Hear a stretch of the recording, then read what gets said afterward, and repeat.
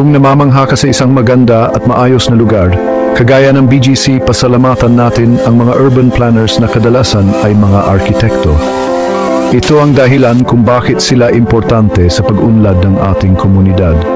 Ang mga arkitekto ang lumilikha ng ligtas at organisadong kapaligiran. Dinisenyo nila ang mga komunidad at mga gusali ng may kaayusan, maganda sa paningin at ligtas para sa lahat.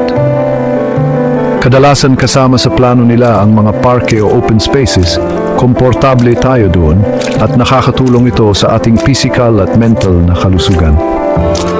Ang maayos na komunidad at magagandang gusali ay nakakaakit din ng mga negosyo at turista, kaya umuunlad ang ekonomiya ng lugar. Bukod dito, pinahalagahan ng mga arkitekto ang kasaysayan at kultura, kaya natutulungan nila ang mga komunidad na mapanatili ang pagkakakilanlan ng isang lugar. Tumutulong ang mga arkitekto sa long-term development gaya ng maayos na zoning, transportasyon at espasyo para sa pampublikong gamit. Mahalaga ang papel ng arkitekto sa paggamit ng mga angkop na materyales at teknolohiya upang mabawasan ang epekto ng mga gusali sa kalikasan at mapanatili ang balanseng ugnayan ng tao at kalikasan. Kaya sa susunod na masiyahan ka sa isang organisado at maayos na lugar, malamang isang arkitekto ang gumawa ng master plan nito.